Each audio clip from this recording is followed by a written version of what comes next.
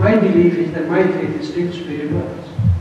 Despite the fact that when you look back at history, Yes.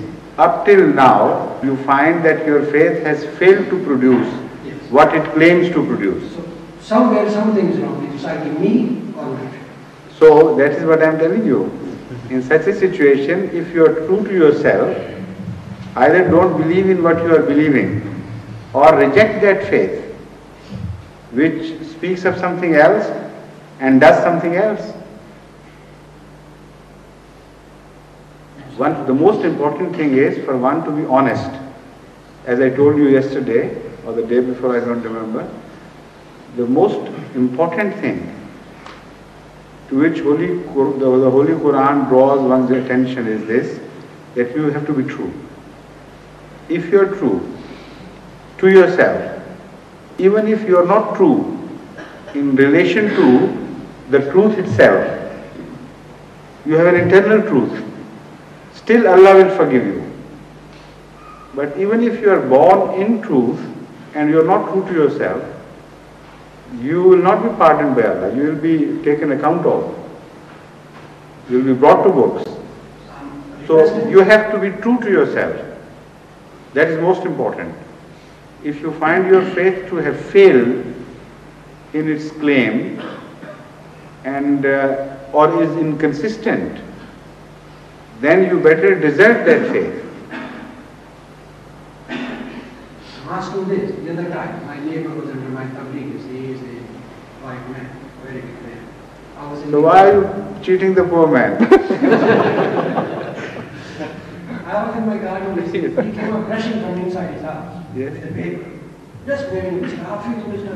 What happened to you? He said, look, this is your Islam. When he was showing me the photograph of Maulana Khomeini, I won't tell him Imam, Maulana Khomeini. This is your Islam.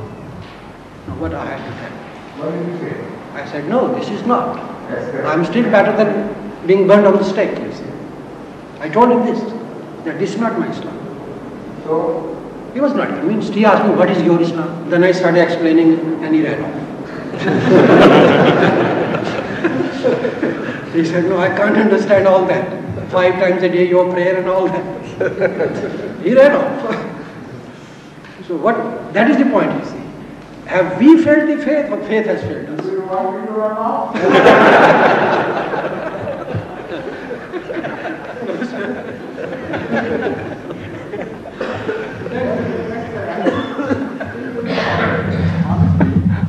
I still can't understand the question part of it. Or it has not come yet, perhaps. What I'm trying to bring, say, the fact notice or asking the reason behind it. Why in the history?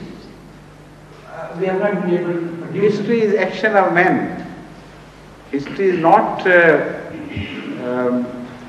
judgment on faiths. History is action of men. Exactly, sir. That is the only point you start asking. History is judgment on faith or not. History is action of men. If the action, it may become a judgment on faith or may not become. Directly, history has nothing to do with faith. It is a collection of action of men. If men are true to their faiths and have failed, then only and only then would history become a history of judgment of faith. Otherwise not. History may vary from time to time, from nation to nation. There are people, and very seldom so, who are true to their faiths. Then, in all honesty, they have worked according to their views and beliefs and have failed. Such people will be presented by history as a people, of course, but indirectly the history would also be giving judgment on their faith, that they did not fail their faith, yet their faith failed them.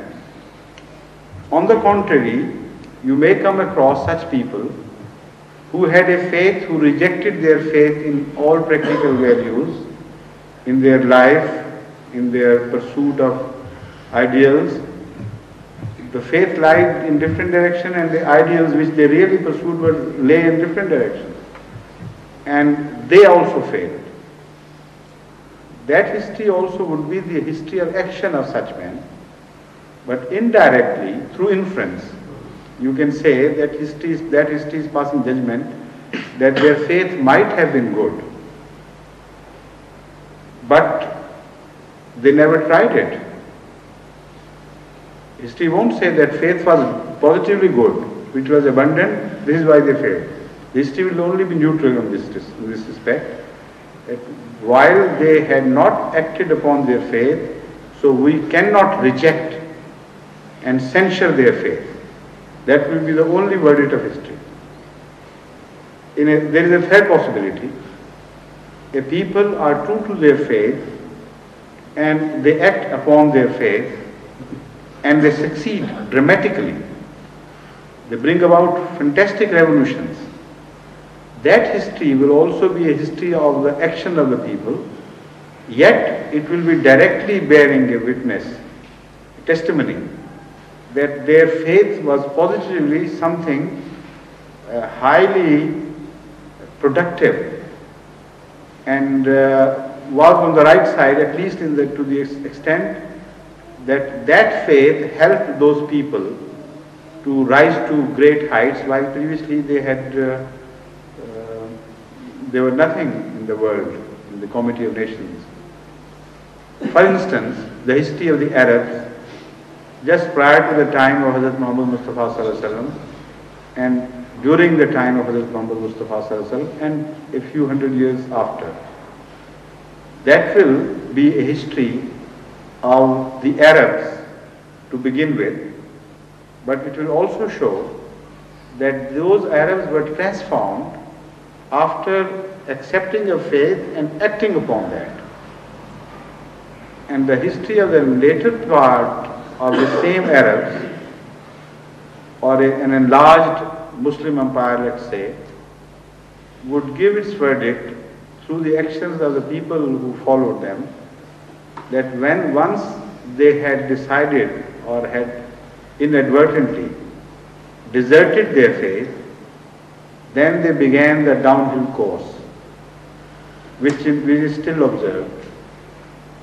So again, through their actions, an inference will be drawn that a faith which had once proved effective in bringing about great revolutions and changing the lot of a people, once deserted, it produced exactly the opposite effect.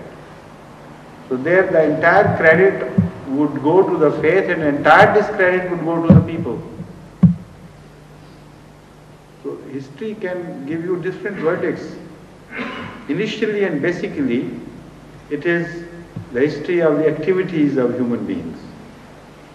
And these inferences can be drawn variously in various situations.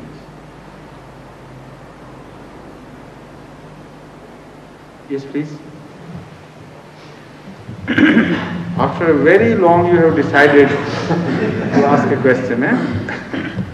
Huzur, I am privileged to have your audience several times, and therefore I hesitate to take up your time here. According to the Islamic laws of inheritance, if I understand them correctly, only up to 1/3 of one's estate can be willed to other than the heirs.